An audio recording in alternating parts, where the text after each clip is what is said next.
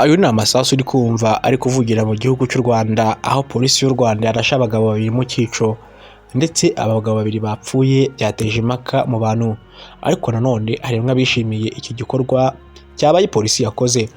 Amakuru yanjye nayo kukugezaho uburyo bimeze muri Repubulika Iharanira Demokarasi ya Kongo, muri Leta Zunze Ubumwe za Amerika, mu Rwanda ndetse no ku isi yose ku bijyanye n'intambara iri kubera mu burasirazuba bwa Kongo. Gusa bibaye ngombwa ko aya makuru nyakugezaho, aya makuru y'uburyo polisi yarashemwo abantu ndetse akicamo umuntu umwe, bivugwa ko yaratwaye cyangwa se yarapakiye ibiyobyabwenge kuri moto abitwaye, ndetse ikanica n'undi muntu umwe wishe umusaza akamukata umutwe. Abo bose rero polisi ikaba yabarashe mu cyico. Byagenze gute rero kugira ngo polisi y'u Rwanda ifate uwo mwanzuro? Kubera iki kurasa abantu bisigara ibintu byoroshye cyane, ku buryo n'uwakoze ibyaha abagakwiye kuba ahise araswa. Abaturarwanda bagiye basaba igihano cy'urupfu ko cyasimbuzwa igihano cya burundu ku bantu bisha abandi. Ingingo 107 ivuga ko umuntu wishe undi ahanishwa iyo abihamijwe n'urukiko, ahanishwa igihano cy'igifungo cya burundu iyo byamuhamye nyine.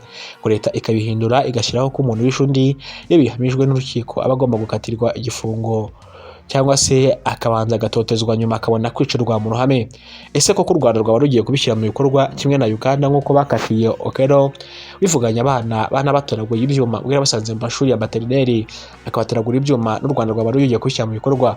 Yaba ari inkuru nziza, ariko bagahera ku bicanyi bari mu buyobozi bakomeje kwica abantu nka Karasira Aimable.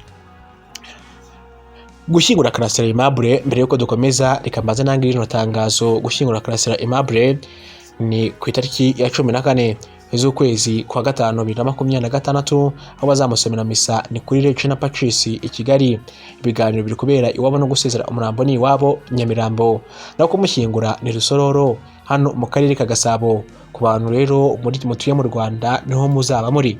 Ku bantu rero dutuye muri Europe, ubwo ndavuga mu Burayi, Karasira Aimable azashyingurwa azasoberwa misa mu Burayi ni mu Buruseli ku itariki n'umundi 14 isaha y'isa 9.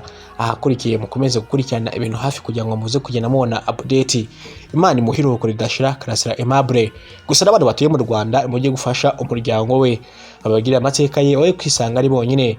Karasira Aimable yakoreye ku YouTube channel menshi cyane: Isimbi TV, DC Clement, MEI, Philipita 250, Philipita 250 nduka The Choice n'izindi nyinshi cyane hanga zikomeye cyane. Yagiye akoraho ibiganiro rero, namwe mujye kumutabara, mujye kumushyingura. Niba ushaka kuzakubitamo agapfukamunwa n'ingofero, niba ufite ubwoba ko bazakubona nawe bakakwita kuri umuntu ushyigikira cyangwa se ujya gushyingura abanzi b'igihugu, dore ko ariko yabatijwe, ariko nanone ibihano by'iwe byose yari yabisoje yiteguye kurekurwa. Oya di, navuze menshi nibagirwa abo bantu bamaze kuraswa mu cyico na polisi y'u Rwanda. Reka nabyo tubivugeho twumva uko bimeze. Ni mu burasirazuba, uwishe umuntu akamuca umutwe yarashwe ashaka gutoroka. Polisi y'u Rwanda ikorera mu ntara y'Uburasirazuba yarashe abasore babiri ndetse barimwo wari utwaye ibiyobyabwenge washatse gutemesha umupolisi umuhoro, n'undi wari watawe muri yombi azira kwica umusaza akamuca umutwe. Kisubiremo, mu burasirazuba uwishe umuntu akamuca umutwe yarashwe ashaka gutoroka. Polisi y'u Rwanda ikorera mu ntara y'Uburasirazuba yarashe umusore cyangwa se yarashe abasore babiri barimwo rero wari utwaye ibiyobyabwenge ndetse washatse gutemesha umupolisi umuhoro, n'undi wari watawe muri yombi azira kwica umusaza akamuca umutwe ndetse nawe yarashwe ashaka gutoroka nk'uko byemezwa na polisi. Byabaye mu rukerera rwo kuri uyu wa kabiri ku itariki ya 12 z'ukwezi kwa gatanu 2026, ubwo ni Gicurasi. Umuvugizi wa polisi y'u Rwanda mu ntara y'Uburasirazuba SCP Twizeyimana Hamduni yabwiye igitangazamakuru Igihe nicyo cyanditse aya makuru ko umusore w'imyaka 34 wo mu karere ka Ngoma yafashwe akekwaho kwica umusaza amuciye umutwe ajya kutaba ndetse mu wundi murenge. Ati mu gitondo cy'uyu munsi yagerageje gutoroka, polisi iramurasa ndetse araraswa yitaba Imana. Umurambo we ndetse wajyanywe ku bitaro bya Kibungo. SCP Twizeyimana kandi yakomeje avuga ko undi musore warashwe ari wo mu karere ka Gatsibo mu murenge wa Kabarore. Yavuze ko kandi polisi yabonye amakuru ko hari abaturage bari kwinjiza mu gihugu ibiyobyabwenge bya Zebra Gin biri mu mashashi.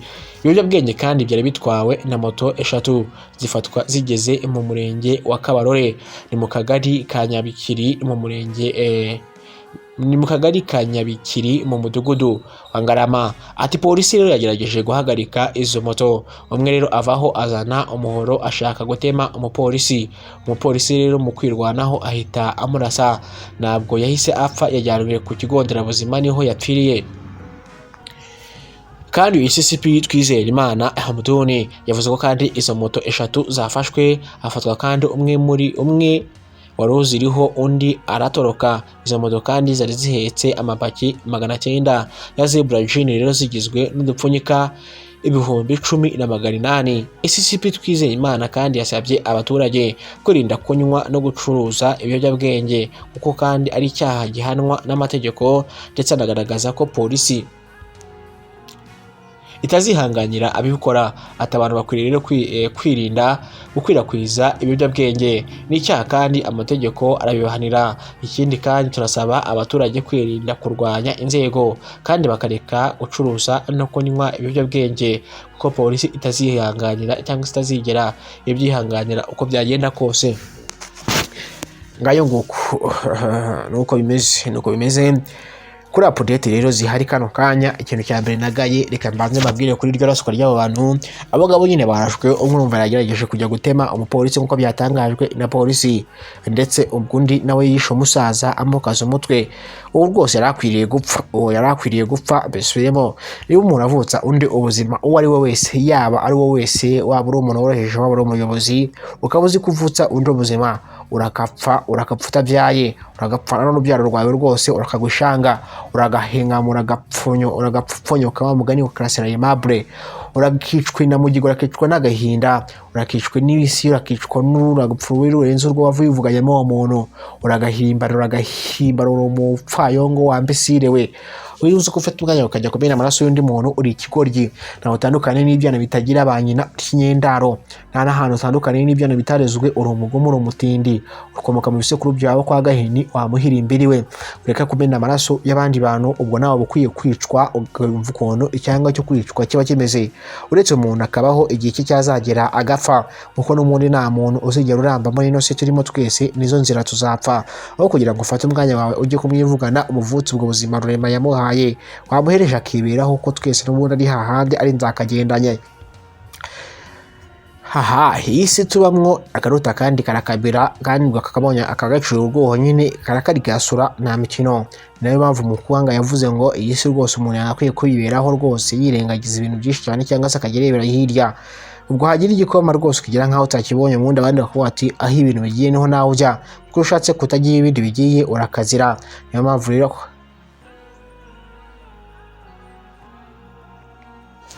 mpamvu rero nanjye nkubwira ngo abantu bica abandi bakavutsa ubuzima ahantu batandukanye, ndahaza haduyi z'ubugome, kubera ko rwose biba ari ubugome bw'indengakamere. Gufata undi muntu ukamwivugana ukamuvutsa ubuzima Nyagasani rurema yamuhaye, ese ubwo biba bizakumarira iki? Soza ikarongere mbibutse kwishyingurwa rya Karasira Aimable. Karasira Aimable araza gushyingurwa ndetse ku itariki 11 z'ukwezi kwa gatanu 2026. Yapfuye ku itariki 6, urupfu rwe rutangazwa ku itariki 17. Yaguye aho yari afungiye Imageragere, bivuga ko yagerageje kwiyahuza ibinini bigoni bya doze, nyuma akaza kujyanwa ku bitaro bya Nyarugenge, aho yagomba kujya kwitabwaho nyuma yo kuvanwa muri klinike ku bitaro bya gereza, abona ko nta kintu kibuze kumufasha. Karasira Aimable yaje gupfira rero ngo ku bitaro bya Nyarugenge. Ayo ni amakuru twahaye na RCS, nubwo arimo abayemera n'abatayemera. Ye nago mafite aho magaze muri ibyo byose, kubera ko kuri n'ibimana kuzi, ubwo nibyo ngomba kwizera. Karasira Aimable rero nyuma yo guhura n'ibyo bizazane byo kuba yariteguye rwose gusohoka muri gereza, rwose bikaza kurangira apfuye. Hari n'abavuze ko bari banze kumurekura, bikaza kurangira rero ashatse kubarwanya bakamwivugana. Karasira Aimable rero ukomeje guteza impaka muri rubanda hagati ya leta n'abaturage, bavuga ko leta yamwivuganye, yanatumye na bamwe mu mabadurama bagura intwara bavuga ko bagomba kuzirindisha. Karasira Aimable yazashyingurwa i Rusororo ku itariki ya 14 isaha y'isa 9, azasomerwa misa ku isaha y'isa 6, isaha 6 z'amanywa. Regina Apaches ndetse babumburabuza turuka i Nyamirambo, aho rwose uzaba uri, aho bazaba bavuye gusezerera. Ariko bakaba banasaba n'abanyarwanda kuba hafi no kuba mu mugongo, kubera ko umuryango we usigayemo muri umuna we no gubana n'ibibazo byo mu mutwe, ndetse wahuye n'ihungabana none ryo kubana na Karasira Aimable nyuma yo guhura n'ibizazane byo kuba mukuru we yaramaze gufungwa. agahinda kari kenshi mujye kumva amateka ya Karasira Aimable Gahimana wahundagaze ibyo kurya amafaranga ndetse n'ubuzima buzima. Ni nansubikiye ikiganiro cyo kuri uyu munsi wa none Nyagasani abarinde. Njye mwumvaga nitwa Olivier, yitwa Xafi Ifone News. Asigaye mukomeze kuba kure yayo, mujye muri comment muduhe ibitekerezo byanyu, mukande share, mukande like, mujye no muri comment mutubwire icyo muri kubyumvaho. Ciao ciao.